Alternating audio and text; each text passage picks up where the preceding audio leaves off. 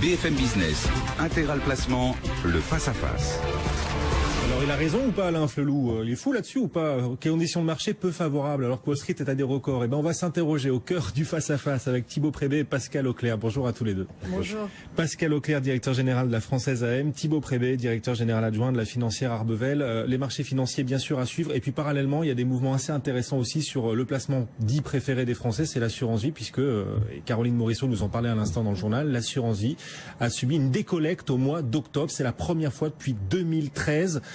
C'est lié à la loi Sapin 2, c'est lié au rendement sur les fonds euros qui s'érote. Et comment vous l'expliquez cette décollecte du mois d'octobre sur l'assurance vie, Pascal? L'assurance vie a été une période charnière.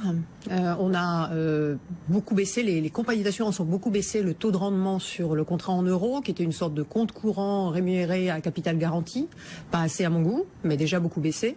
Et propose en contrepartie, avec des incitations commerciales très fortes, des bascules importantes vers des contrats en UC et des contrats en UC. Unité de compte. En unité de compte, pardon. C'est du risque à plein à prendre pour les ménages qui souscrivent à ces contrats en UC.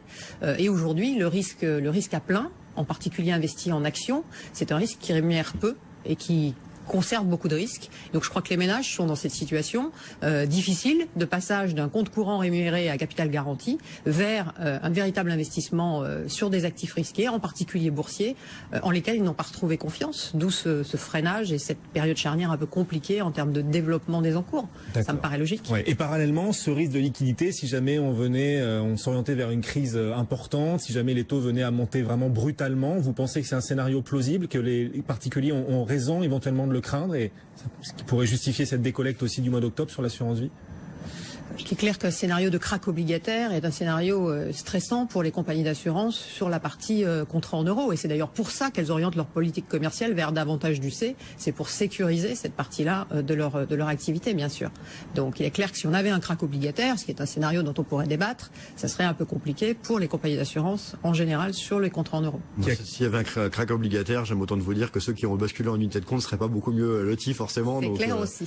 C'est un sujet au niveau de la compagnie, au niveau du placeur. C'est pas la protection géniale de sortir du fonds en euros pour aller sur des fonds obligataires ou actions. Ouais. Et ce krach obligataire là, ça reste un fantasme dont la probabilité augmente ou ça va rester un fantasme qui ne se produira pas?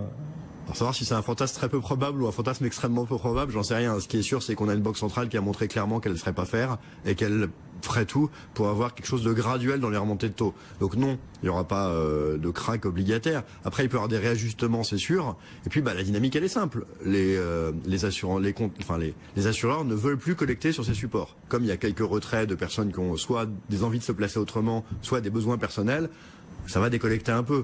Maintenant, il faut pas rajouter d'argent pour pas diluer les plus-values qui restent dont les compagnies ont besoin sur leur actif et ça va craquer. Il y a quand même une zone sur laquelle il faut pas être trop agressif. Donc pour vous, les épargnants, les particuliers ont tort de se retirer aussi vite des fonds euros. Cette décollecte-là, pour vous, c'est un mouvement exagéré sur le mois d'octobre? Aussi vite, faut se mesurer. On a fait des dizaines de mois records, qui est 1 ou 2 mois où ça baisse un peu. C'est pas des retraits colossaux. Ce qui est sûr, c'est que pour du nouvel argent à placer, aujourd'hui, se mettre en assurance vie, sur des fonds en euros, c'est pas une perspective géniale. Donc que certains puissent essayer de s'éloigner pour revenir vers des actifs entre guillemets plus tangibles, plus réels, c'est compréhensible. On n'est pas dans des gens qui font à la queue leu pour récupérer leur argent. Hein. On est modéré. Que ce soit moins attractif que ça l'a été, oui, c'est clair. Pas un bank run, quoi. Ça va durer, oui, c'est clair. Est-ce que c'est un événement qui est vraiment inquiétant? Non. Bon, et parallèlement, les marchés qui montent. Wall Street, on le disait, a des records. Alors, elle est peut-être là la source de rendement sur les marchés actions. Wall Street a des records avant-hier. Pascal, ça vous semble justifié? Ça vous semble pouvoir se poursuivre à ce rythme-là?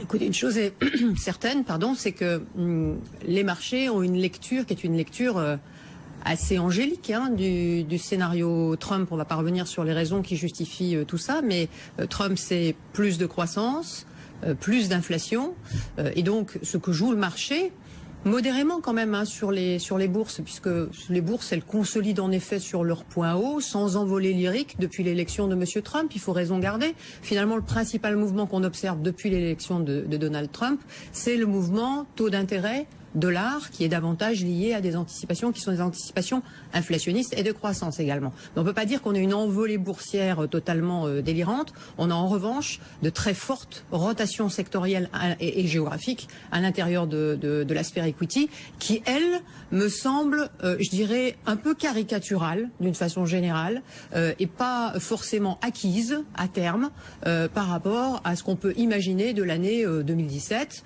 Est-ce qu'il faut, par exemple, jeter les émergents au profit des zones développées de manière assez massive, comme l'ont imaginé les marchés depuis quelques séances? Est-ce qu'il faut se repositionner de manière très forte sur les financières, sur les cycliques, au détriment des valeurs de rendement, qui est une des rotations sectorielles majeures des derniers jours? Ça me semble un brin excessif et caricatural par rapport à des fondamentaux 2017 dont l'inflexion va être, en tout cas pour les 6 premiers mois, mineure, me semble-t-il. C'est-à-dire que ce qui risque de se passer, c'est que là, les marchés s'emballent sur l'effet Trump, sauf qu'ils risquent en 2017 de ne pas en voir les fruits dans l'économie, et donc d'être déçus, puisque ces fruits arriveraient plus tard, c'est ça que vous dites? Voilà. Et donc en 2017, attention au trou d'air sur les marchés? J'ai pas dit trou d'air, je dis simplement qu'aujourd'hui on se projette dans un effet Trump dont on verra les effets tangibles à partir de la première moitié de l'année 2017 au mieux. Oui, les infrastructures, c'est pas début 2017 qu'on en verra le résultat. Non. Oui.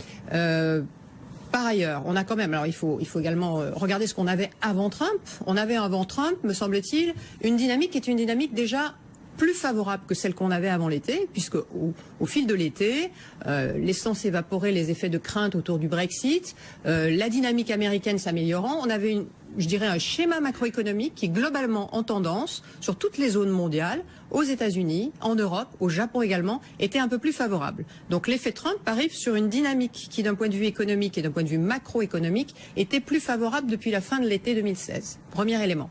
Sur les tendances qui sont les tendances de prix également, c'est exactement la même chose. C'est-à-dire que l'effet Trump arrive, je dirais en point d'orgue, sur une dynamique qui s'était ancrée bien avant, avec des glissements d'inflation, des effets de base produits par les effets des prix des matières premières et du pétrole, mais également les effets de second tour salariés aux États-Unis, qui étaient plus favorables, et on avait d'ores et déjà une inflexion des indices de prix et de l'inflation. Donc l'effet Trump, c'est un effet accélérateur sur des tendances qui étaient des tendances plutôt meilleures d'un point de vue croissance aux États-Unis et dans le reste du monde, et sur des tendances inflationnistes qui étaient en train de s'inscrire de manière très logique.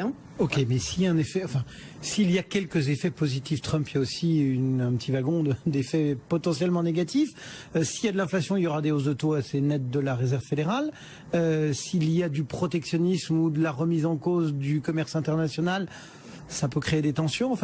Ça aussi devra être contre... Exactement. Et donc il y a des effets Trump qui sont des effets autorégulateurs, on va dire. Et on va en vivre dès le début de l'année 2017 les premiers impacts. Parce que vous avez, par exemple, pour prendre un exemple très précis, les taux hypothécaires qui viennent de repasser 4% aux États-Unis, sous l'effet évidemment de la normalisation des taux obligataires. Il est bien évident que sur le secteur immobilier qui était déjà pas, qui était sur un bon train, mais qui n'était pas en envolée. Ça va avoir un impact. Ça va avoir un impact. Il est bien évident que l'effet de la hausse du dollar sur les marges de certaines entreprises américaines va également avoir des effets négatifs. Donc, l'effet Trump comporte en soi des effets autorégulateurs de cette, je dirais, de cette euphorie qui vont se matérialiser finalement assez vite et probablement dès le début de l'année 2017. Et c'est ce qu'on peut imaginer des premières semaines de l'année 2017, une sorte de retour à la réalité un peu moins angélique et un peu moins euphorique que ce qui se passe en ce moment. Thibault, votre point de vue là-dessus, sur l'emballement peut-être excessif des marchés là depuis l'élection de Donald Trump? Pascal a déjà fait un dessin extrêmement clair auquel je souscris pas mal. Ce que je dirais, c'est que cette année nous a appris une chose, c'est l'humilité. Il faut toujours la réapprendre année après année, à force de se planter. Si en début d'année on nous avait dit il y aura le Brexit et Trump sera élu, je pense qu'on aurait tous vu les marchés tranquillement à -20 et pas tutoyant leur plus haut historique pour les marchés qui capitalisent les dividendes. Donc c'est une leçon.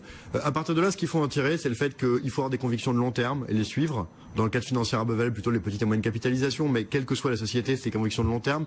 Et vouloir gérer des mouvements de court terme, vouloir deviner si on va enfoncer des plus hauts, si on va corriger un peu, c'est en réalité assez loin de nos capacités. Et c'est sur des éléments effectivement d'angélisme qu'on ne pouvait pas forcément anticiper.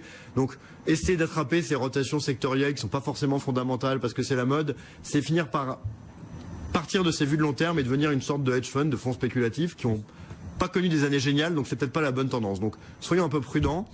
Effectivement, les hausses de taux à venir vont être un ajustement pour les marchés. C'est normalement un paramètre de valorisation qui est clé. Donc avec ces hausses de taux, ça va être difficile de trouver beaucoup de capacité de hausse encore au marché américain.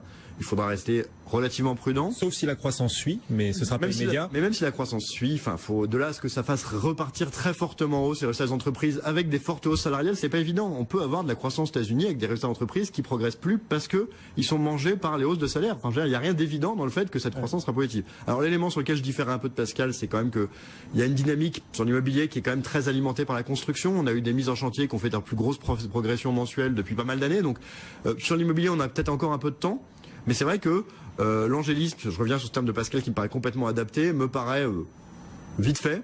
Et je pense qu'il faudrait quand même rester relativement prudent. Et dans nos allocations aujourd'hui, c'est vrai qu'on ne cède pas à cette euphorie parce que je suis pas capable de dire ce que ça va dire sur 6 mois, mais des points qui pourraient pousser les marchés à consolider un peu, on en voit pas mal chez Financière Arbevel. Donc on a plus envie d'être un peu prudent, de profiter du fait que cette année boursièrement se finit pas mal, alors que vu les éléments qui l'ont émaillé, ça aurait pu être pire.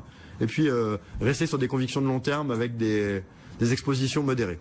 Il y a juste une petite chose que je rajouterais à ça. Je voudrais pas donner le sentiment qu'on est très négatif. On est juste un tout petit peu prudent par rapport au discours ambiant. Encore une fois, les indices me semblent avoir des trajectoires raisonnables. Il y a un point qui, moi, me semble être un point intéressant et positif d'observation, c'est l'inflexion des dynamiques sur les croissances bénéficiaires. Aux États-Unis en particulier, on vient de se taper, entre guillemets, quelques trimestres de décroissance baisse des bénéfices. Et on vient de voir au T3 une inflexion positive. Voilà, je pense que c'est un point d'inflexion intéressant qui, si on le superpose à la dynamique macro, peut être porteur d'une dynamique boursière plutôt positive l'année prochaine, en particulier aux US.